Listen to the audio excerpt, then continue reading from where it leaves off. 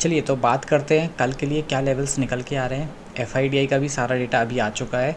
अब अपन चेक करते हैं डेटा के बेस पे कि एफआईडीआई ने क्या पोजीशंस बनाई है, मैक्सिमम ओआई कहाँ पे बिल्डअप हो रहा है, और इस बेसिस पे अपन डिसाइड करेंगे कि कल मार्केट में क्या हो सकता है।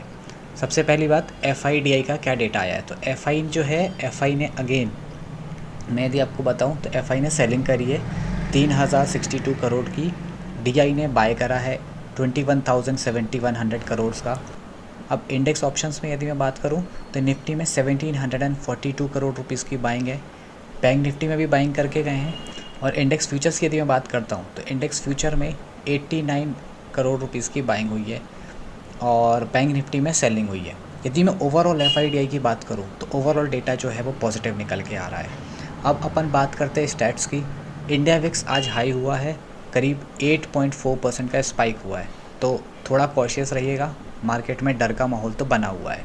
अब अपन बात करते हैं कि जो डेटा है निफ्टी के टेक्निकल चार्ट पे यदि अपन देखें तो निफ्टी में जो टेक्निकल कैंडल बनी हुई है वो कैंडल क्या है, वो बुलिश कैंडल बनी हुई है आज डेली टाइम फ्रेम पे। और अब जो स्टैट्स निकल के आ रहे हैं, जो लेवल्स हैं, सपोर्ट कहाँ पे है, रेजिस्टेंस कहाँ पे, इसकी अपन बात करते हैं। आज की जो मार्केट की क्लोजिंग है वो 24,211 पे हुई है और जो मार्केट में 24,200 भी एक इमीडिएट सपोर्ट का काम कर सकता है। और यदि ऊपर की तरफ बात करूँ तो 24,300 जो है वो इमीडिएट रेजिस्टेंस है। अब यदि मार्केट इन दोनों के बीच में ओपन होता है तो जो 24,120 है वो है पहला सपोर्ट, जो कि बहुत अच्छा काम कर सकता है। यदि मार्केट 24,120 पे आता है तो यहाँ से एक पुल बैक की उम्मीद रख सकते हैं, मार्केट ऊपर जा सकता है, जिसमें जो इमीडिएट रेजिस्टेंस है वो फेस होगा 24,300 का। यदि 300 निकलता है तो 24,400, और यदि 24,400 भी निकलता है तो ऊपर की तरफ 24,530 तक जाने की जगह है। वो फाइनल रेजिस्टेंस है, उसके ऊपर मार्केट नहीं जाएगा क्योंकि वहाँ पे मैक्सिमम ओआई जो है वो बिल्डअप हुआ है और कॉल सेलर्स ने बहुत डेटा वहाँ पे शॉर्ट किया हुआ है। अब बात करते हैं नीचे के लेवल पे, तो नीचे सपोर्ट वन जो बन रहा है वो 24,120 पे है।